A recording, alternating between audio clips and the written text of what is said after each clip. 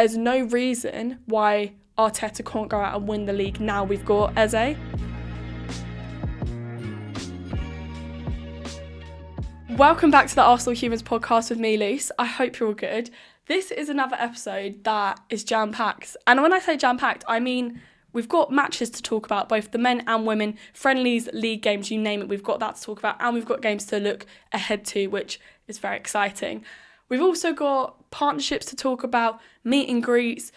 What else? We have transfers, we have awards, we have so many things to talk about that I'm going to try to keep it as brief as I can because I don't want it to be too long this episode or too boring. But there's so much to talk about, and this is one reason why I actually love doing this podcast, because I feel like with Arsenal there's always new things. You don't even have to be playing football on the pitch for there to be so much to talk about around the club. And I do feel like, yes, this is because we're getting to the end of the transfer window, so then things should settle down in the next couple of weeks. But for now, I'm loving it. The amount to talk about every single day. I've been on my phone and I'm like, oh, let me add that to my notes page. Like my notes page on my phone, you've got to scroll because there's a lot to talk about. I think I got to about 7 or 8 categories, like different topics that I want to talk about today. And I'm like, right, some of them I'm going to have to keep brief. And probably I should keep this intro a little bit more brief. But before I carry on waffling on, I just wanted to start this episode off by saying thank you so much for 1,000 subscribers. Obviously, if you're listening on Spotify, head over to YouTube right now and you'll see me visually here. Because, yeah, somehow I've reached my first milestone with my little passion project. And I feel like this I started, 9 months ago? I posted my first video and I was like, the aim for me back then was I want to put my voice out there on Arsenal to show that I can talk about both the men and women, but also in an authentic way that's not 60-second videos, because I feel like even now I've spoken for about 2 minutes, and I feel like you can gain a bit more of a personality just by me chatting. So I was like, long form journalism, that's cool to get my voice out there. But also I was like, I want to learn how to edit, which after this, I'm probably going to have to cut out a lot of waffle that I'm talking about right now, and throughout the episode, because there's a lot to talk about. But that's been really good for me to develop skills. So basically, I'm just really grateful I started this because I feel like I'm finding my voice, I'm developing in loads of different aspects. But also, one thing that I didn't really expect, especially not 9 months in, which for me is quite a short term when I think I'm just a random girl, just talking about Arsenal. Like, I'm just a random girl talking about my club, if that makes sense. Like, I've not got a big platform, a big name to me or anything. So to reach this small milestone, it's something I didn't think I'd be able to do this early on. And also it's almost like created a little community, which I'm really proud to have done, because I feel like, yes, I'm finding my voice, but also you guys get to have your say on polls, in the comments. I love all the comments. I reply to as many of them as I can. And yeah, at least like 90% of my comments and everything seem positive. So yeah, I'm very grateful for this. But I just want to start off by saying how grateful I am, because that happened literally like last week. So yeah, it feels good. To have hit that milestone, and it's kind of motivated me to do more and more. So before I carry on waffling, let's actually get into this episode. And if you're new here, thank you for joining me. I start each episode off with a warm-up poll, which if you want to go vote, you can do that on my Instagram, which is luce.case. Then I get into loads of topics, and then I predict what's going to happen in the week, because usually we have at least 2 games. This week, obviously, we've just got the Premier League because the women aren't back, but they've still got pre-season games. Anyways, I feel like I'm waffling a lot, so thank you so much. Let's get into this episode. So, okay, I was going to pause then, and I was like, yeah, let's just get straight in. So the warm-up poll I put out, in case you guys weren't aware, Eze is signed for Arsenal, and it feels pretty good to say. So I thought, let me base my warm-up poll around this, because I feel like this has been the main thing that everyone's fixated on, and as they should be, because this is so big. I feel like it means so much to the club. But the question I put out was basically, how much does it actually mean? So I asked, does Eze guarantee Arsenal the league? And this is the first time, like I looked just before I started filming this is the first time I've ever had a 50-50 split on a warm-up poll. I've got like maybe 53-47, like I've got a split that's near 50-50, but just when I checked, it's been up for a few hours this morning, this poll, 50-50 split. Like that's insane, because I don't know if that's like good, bad, I don't even know if that's delusional, what that means. But I'm going to have to be a little bit pessimistic, or realistic, as I like to say a lot on this podcast. And I'm going to have to say, no, it doesn't guarantee Arsenal the league, because I don't think one player guarantees us. I think what Eze represents is a full squad. There's no reason why Arteta can't go out and win the league. Now we've got Eze, and now we've got Gyökeres, and now we've filled in all these gaps and we've got this great team. There's no reason why we couldn't win it. And I think if we were going to win the league, this is the time that we do it. But it's not always a guarantee, if that makes sense. So I think the wording of the question kind of made me go with no, but I do completely understand why it's so split, because this has given us so much hope. And you know what? This poll's actually made me quite happy, because I think there would be a lot of people that said no because they support other clubs and they don't want it to happen. There'll be a lot of people that said no because they agree with me that, yeah, nothing is guaranteed, but it gives us a better chance.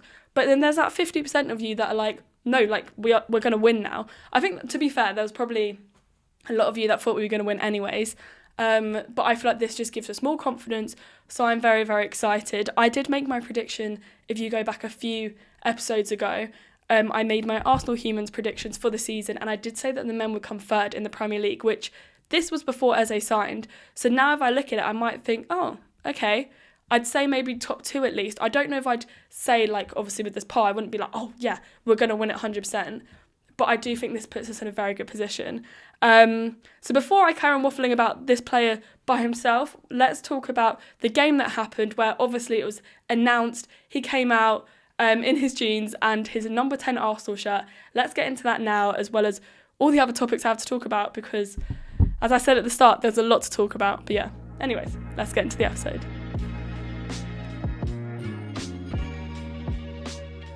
Okay, amazing. I'm super excited to talk about everything I'm going to talk about, basically, because I feel like it's such a good time to chat about Arsenal.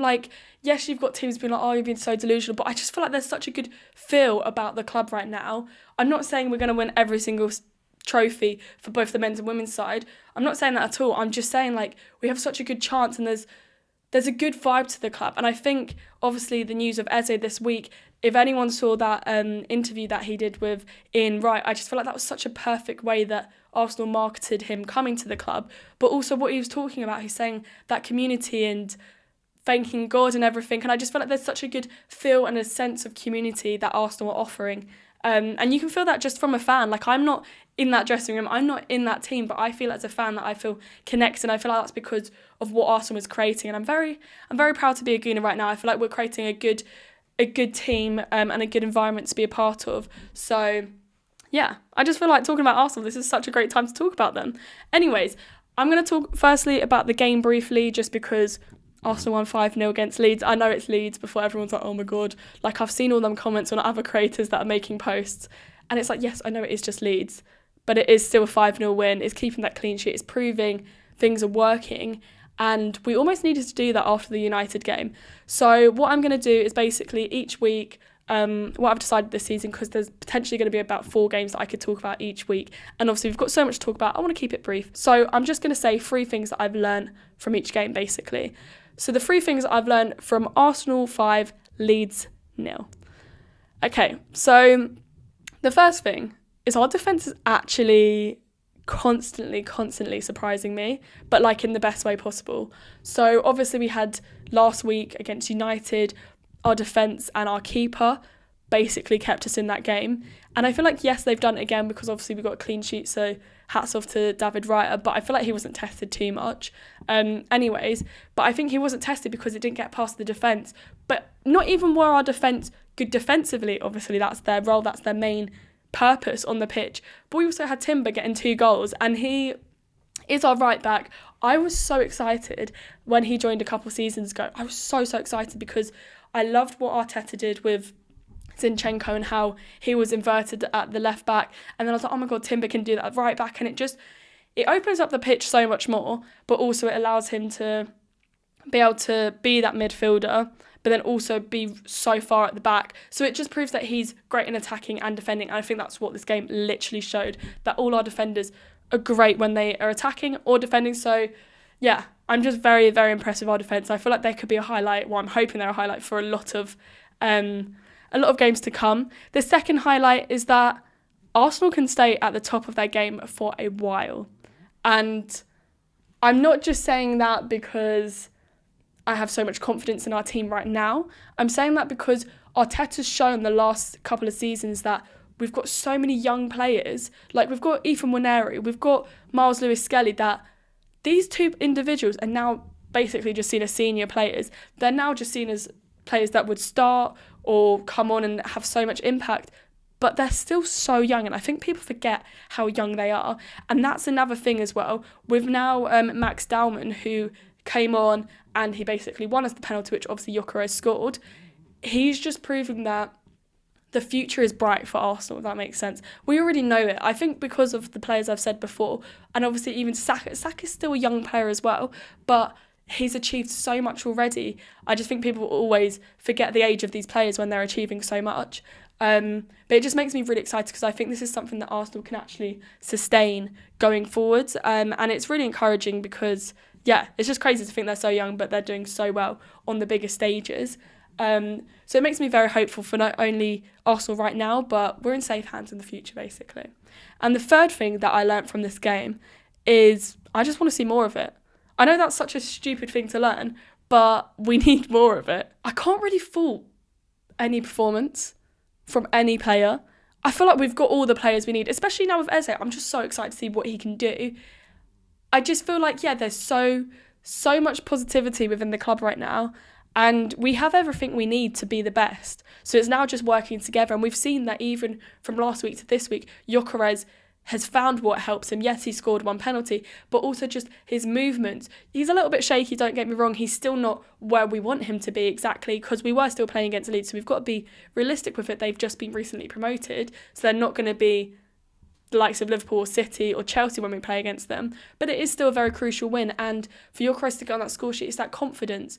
It was just so good to see everyone doing his classic celebration. I just feel very hopeful for the club.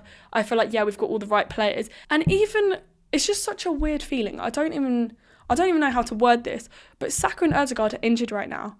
That is, if that happened last season, we would have been done. This season, I'm still very worried. Don't get me wrong, I am still very, very worried. But there sort of seems some sort of calmness in the air for a lot of Arsenal fans that we've got so much cover. We've got so many players coming in that we don't necessarily need to have these players fit all the time. Don't get me wrong, I'm very grateful that for Ødegaard, it's a hamstring injury, so he shouldn't be out for too long. And for Saka, there were, talks that when Arteta came out, he was like, he thinks it's severe, and everyone was like, oh my God, like, what's he done? He's actually only out for, he's out for a month, which it's annoying because he'll miss the big games, obviously, like Liverpool one coming up, City. Forest as well, I think, is the third game that he'll probably miss. But we'll have him back at a good time, and I think it'll be good to see how the other players slot in. So there's kind of a sense of calmness and confidence at Arsenal, which I'm not too worried about. So it feels refreshing, and I feel like we learned all of that, obviously, from this game. There's so many things we learned. So let me know what your 3 things are down in the comments, because yeah, I feel like I could carry on this conversation forever, but obviously I don't want to bore you guys by fixating on one thing for too long. But yeah, Gyökeres looks more comfy. Everyone as a whole looks more comfy. I'm very, very excited to see how we can grow from this 5-0 win against Leeds, basically. Talking about transfer chat, firstly, let's obviously talk about Eze, because that's obviously the main thing.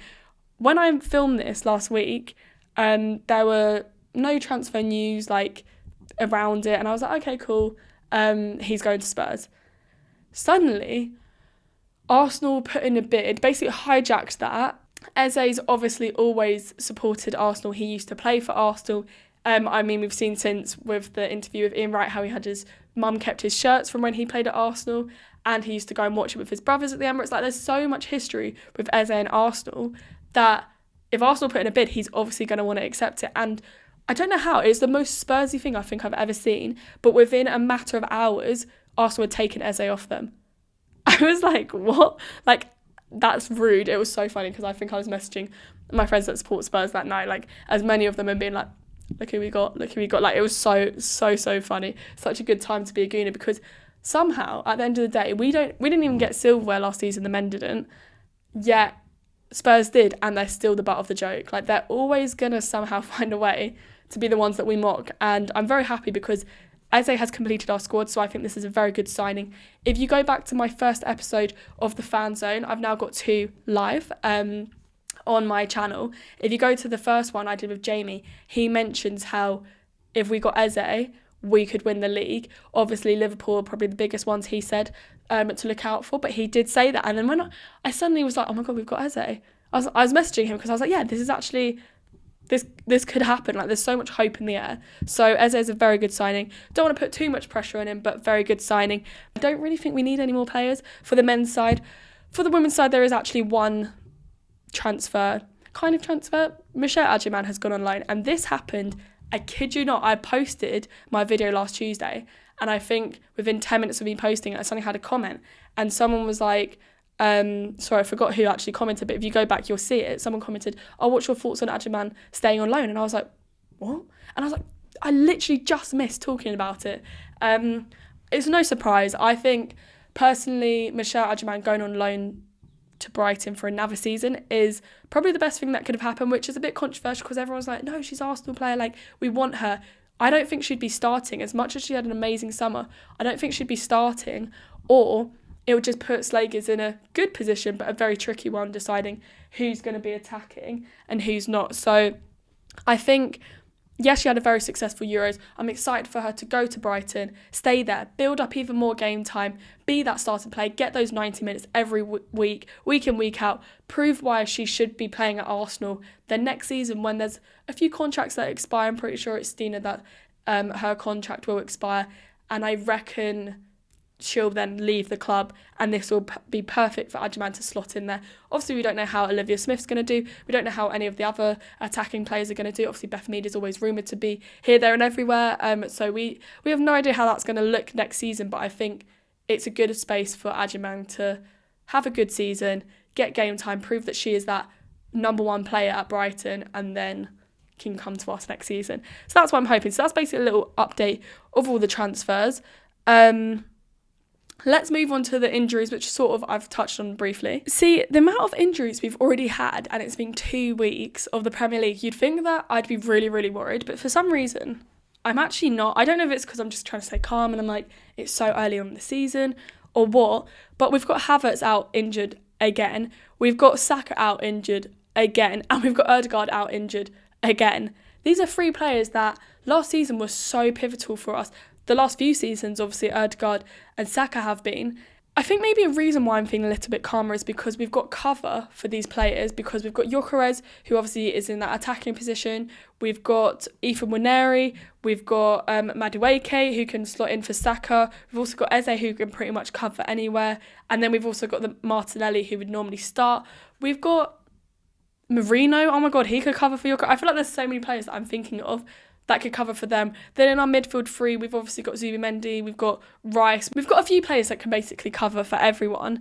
And I'm not saying they're the best players, like we'd obviously going to face Liverpool, that I'll get into a bit. We'd rather have Ødegaard there, we'd rather have Saka, but we don't. And I think we've just got to work with it. I think also another thing that's put me at ease, not only have we got the cover, but we've also know that, especially for Ødegaard and Saka, the injuries aren't looking like they're going to be out for too long. Havertz, yes, he's looking like he's out for a little bit longer. So yeah, I just feel like it's really good. I think also a lot of Arsenal fans are faking Havertz because basically without Havertz injured, would we have Eze? That is sort of the question. And I don't think we would have got Eze straight away, but I'm happy that it's happened because when Havertz is back fit, it's going to be great having all these players. So I'm very, very excited for that. So yeah, I feel like that's all I really need to talk about with injuries, but it's just mad that I've got a whole section because there's about 3 players already injured and it's been 2 weeks. Like, it's just football, man, honestly. Anyways, moving on to a random bit of news. Arsenal women are doing a meet and greet after WSL games. This is something that we've seen happen last season with Chelsea, where basically, I don't really know how to word this, so I'm just going to give a little bit of a personal backstory. I used to go to Arsenal women when I was about 10, 11 years old. I'd go with my dad. There'd be about maybe 50 people. I've probably said this story before, so if you're not new, sorry if I'm repeating myself. But I used to go there, and after the game, all the players would come to the barriers. I had a little book that had all their signatures in. I remember I got a photo of Steph Houghton and a photo of Jordan Nobbs. I might have got some other photos, but I definitely got the signatures of Rachel Yankee, Kelly Smith, Alex Scott, all these big names, because it's so accessible. And I think as the women's games got bigger, that accessibility, people expect it to still be there, which you can't expect it. If you're at the Emirates, there's going to be more security. And now there's kids holding up boots and shirts. And don't get me wrong, some are so respectful and the parents are there no, say please, say thank you, manners. But some just expect it. And I think it's that expectation that has seen players almost on social media, like if they refuse to sign one thing because they've had a bad game or because they just want to get home, like they're humans as well, then suddenly fans go on social media and they're like, this player's the worst person ever, like they're so horrible, they didn't want to sign my shirt. And it's just that expectation that's in the women's game, which I've not liked. I also think it's really disrespectful when fans would stand up before the end of the game and then the front row of people wouldn't be able to see what's going on at the end of the game because these fans are waiting to get their shirts or boots signed. But you've also got to remember that the people that will be in the front row, some of them may be wheelchair users, so they wouldn't be able to stand up and see over those players. So I think there's a lack of respect with it. So I actually really like this initiative, because I really think this initiative is really good for the game. It lowers the expectations for fans. Obviously, I'm not really sure how effective it will be, but I think how they're going about it, they're basically, rather than having like post-match the interactions by the pitch, players will now meet fans who have been successfully selected from a prize draw. That's what it says on Arsenal's Instagram.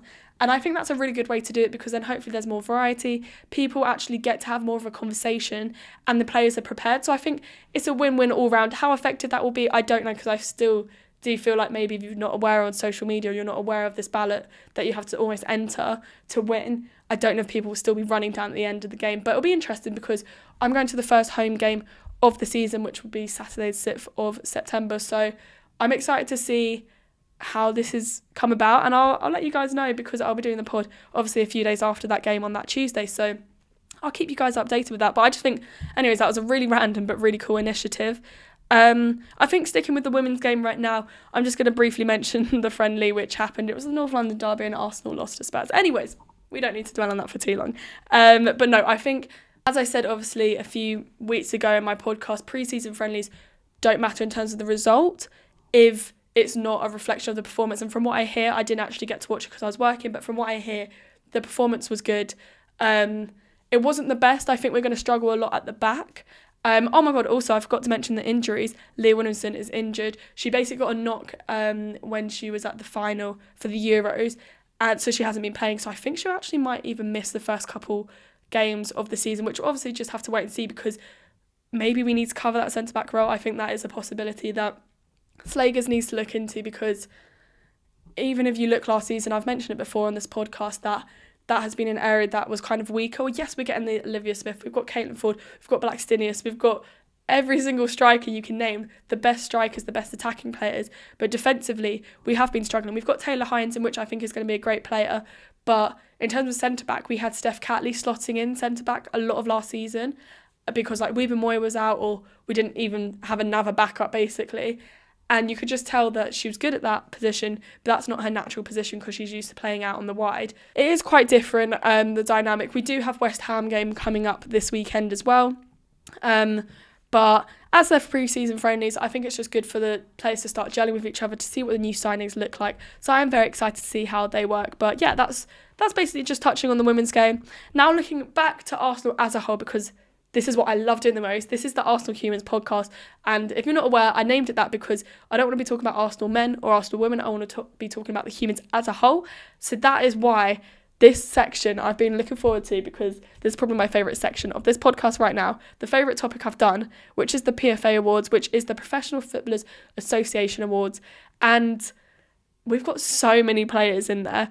Let me just break it down. Let me just list it off and then we can talk about them. So, Women's Team of the Year, we have Mariana Caldente in there, we have Emily Fox, Kim Little and Alessia Russo. We've got 4 players in the Women's Team of the Year. For the Men's Team of the Year, we have Rice, Saliba and Gabrielle. So we've got 3 players in the Men's Team of the Year. So that's already 7 players that have won awards this night, which is crazy. Then we've got the Women's Player of the Year. So this is the player that has won it overall, and it's obviously Mariana Caldente, which I don't think that there's been a better debut season for a Guna than Mariana Caldente. Especially for the women's side. Tell me if I'm wrong, because I'm trying to think. When I used to watch them when I was like 10, I sort of just watched them, so I wouldn't have analysed them the way that I do now. But in terms of what Marion has done, she's achieved so much. Like, she's helped us win the Champions League. She's just slotted in really well. I think, yeah, without her, we'd be a bit lost in that midfield, I'm going to be honest. So I'm very grateful for her, and she deserves it. I think everyone I was talking to was like, yeah, completely well deserved. And obviously she did reach the final for Spain. Yes, she didn't win it, but she did reach the final, and that's why coming up soon, obviously in the next few weeks, I'll be able to chat about the Ballon d'Or and the outcome with that, but I am excited because I do feel like she has a good chance with that. And then the final award is the Women's Young Player of the Year, which goes to Olivia Smith. Yes, before you say it, she hasn't actually played for Arsenal officially. Obviously, pre-season doesn't count as much, but she hasn't actually played for Arsenal in the WSL just yet. But she is one of ours, and it makes me so excited because I just think if you look at the people that have won this award previously, you've got Lauren Hemp on there a lot of times, and Lauren Hemp is one of the best young players. I don't know if you can still count her as a young player. I feel like she's so experienced. So it does make me very hopeful for this season, and I just feel like this award's like, honestly, the amount that Arsenal won and the amount of recognition there is out there for Arsenal as a whole is so, so good because they deserve it all. They honestly deserve all their flowers that they're getting. I feel like I got through all of the stuff I wanted to get through as quick as I can, but the last thing I need to do is the predictions. So let's see how I think Arsenal will do it in this upcoming week.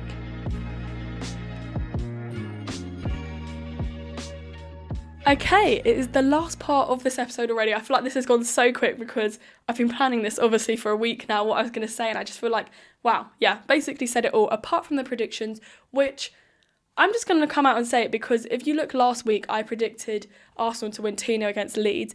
I think I originally wrote 3-0 in my notes, and then when I said it on the podcast, I went, you know what, let's say 2-0 because I wasn't too confident. But after seeing their performance against Leeds, yes, I know it is Leeds, as I've said Leeds a lot of times, I do feel very confident in us, but I did see Liverpool somehow win 3-2 against Newcastle last night, which I don't think they were the better side, and I think we can say that for a lot of people. Obviously, they have that new youngster, Rio, who seems amazing on the ball at just 16. He's the youngest player to have scored for Liverpool, so they do seem promising in those aspects, and obviously it is Liverpool. They're the team that won it last season. They're reigning champions. Everyone is expecting them to win again, so I'm not going into this game thinking it's going to be an easy win at all, or even an easy game. It is happening on Sunday the 31st of August at 4:30, and it is obviously at Anfield. So yeah, it's away from home. I feel like that adds to it as well, because yeah, that can add to like more of the intimidation and everything. I do think it's going to be a 2-2 draw, which might be kind of shocking for some people because they might be like, yeah, but we've just won 5-0 and we won the first game 1-0, even when we obviously didn't play the best in the first game. And I'm hoping that we end up coming out with a win, but I just think the way that I saw Newcastle dominate and play better than Liverpool, yet Liverpool still managed to find that goal, I don't want to be too optimistic. And I do think a draw would be great for us because it would keep us top of the league, which right now we're top of the league. Honestly, I think we should just cool time there. We should say, yep, we've won it. But sadly, we can't do that because it's only been 2 games. Also, I do think another aspect is that we've got a couple of players injured, being Saka and Ødegaard, who are key players. So I'm excited to see how other players will slot in and how Arteta will adjust the team. But I also do feel like that was such a big loss for us. So I don't want to go in too positive and too strong. But I'm confident we'll be able to get at least 1 point. I don't think we'll lose. If we lose, I think that will be quite disappointing because of the way we've started this season and the players we've got in now. We've got Eze in there now. That'll be exciting to see his first game, assuming all the medical and everything's gone through. So I'm very excited to see what happens with that. We've got all the players we need to win the league. We just need to go and do it now and prove and show up. So I'm hoping that can happen. But yeah. That is the end of this episode. Let me know, obviously, your thoughts in the comments, whether you're listening on Spotify or watching on YouTube, what you think will happen with that Liverpool game. I'm hoping you guys are a little bit more positive than I am, but also understand where I'm coming from, that it's not an easy game. It's never an easy game against Liverpool, especially at Anfield. But yeah, I really hope you enjoyed watching this episode or listening to it, depending on if you're watching or listening on Spotify or YouTube. And thank you once again for 1,000 subscribers. It feels good. I'm hoping we'll get to that next 1,000 subscribers and we'll keep on growing and breaking those milestones and building up the community. But yeah, thanks for watching. If you did enjoy it, please give me a thumbs up. Subscribe if you haven't already, because as you can tell, I really appreciate it when you guys do. Or give me a follow on Spotify. I'm happy that we're growing over there a little bit as well. So yeah, anyways, thanks so much for watching or listening, and I'll see you next Tuesday with another episode where hopefully we'll be still top of the league after beating Liverpool about 10-0. No, I'm joking. Anyway, see you then.